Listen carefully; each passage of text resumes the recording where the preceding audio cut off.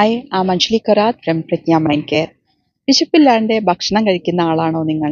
Fridge ഇടയ്ക്കിടയ്ക്ക് open ചെയ്ത് ഫുഡൊക്കെ എടുത്ത് കഴിക്കുന്ന ശീലമുണ്ടോ?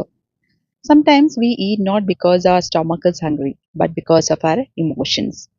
ചിലപ്പോൾ നമ്മൾ വിശപ്പില്ലാണ്ടെയും നമ്മുടെ ഇമോഷൻസിനെ കൺട്രോൾ ചെയ്യാൻ വേണ്ടിയിട്ട് ഭക്ഷണം എടുത്ത് കഴിക്കാറുണ്ട്. This is called emotional eating, eating to comfort stress, sadness, or boredom instead of real hunger. It's very common, but it can lead to guilt or regret, overeating, weight gain, and stress. Emotional eating നമുക്ക് എങ്ങനെ manage ചെയ്യാം എന്ന് നോക്കാം. Identify your real hunger. Pause and act, am I truly hungry or emotionally hungry? Second one is keep a food mood journal. നിങ്ങൾ ഭക്ഷണം കഴിക്കുമ്പോൾ നിങ്ങൾ എങ്ങനെയാണ് ഫീൽ ചെയ്യുന്നത്, നിങ്ങളുടെ ഇമോഷൻ എന്താണ് എന്ന് നോക്കിയിട്ട് ഒരു ജേർണൽ മെയിൻറ്റെയിൻ ചെയ്യാം. തേർഡ് വൺ ഇസ് നിങ്ങളെ ഇമോഷൻസിനെ കംഫർട്ട് ആക്കാൻ വേണ്ടിയിട്ട് വേറെ ഏതെങ്കിലും ആക്ടിവിറ്റീസ് കണ്ടുപിടിക്കുക എന്നുള്ളതാണ്.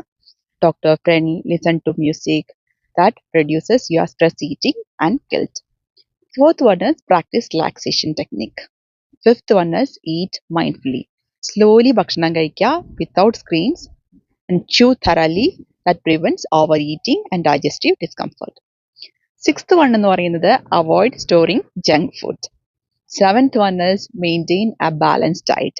Healthy snack between meals reduces unnecessary cravings and support mental and emotional well-being. Emotional eating എന്ന് പറഞ്ഞാൽ നിങ്ങൾ വീക്കാണെന്നുള്ളൊരു മീനിങ് അല്ല, നിങ്ങളൊരു ഹ്യൂമൻ ആണെന്നാണ് പറയുന്നത്. Ignoring it can lead to over eating, guilt, weight gain and stress-related health issues. So, listen to your emotions with kindness is the first step toward healing and balanced living. Comment if you agree with me.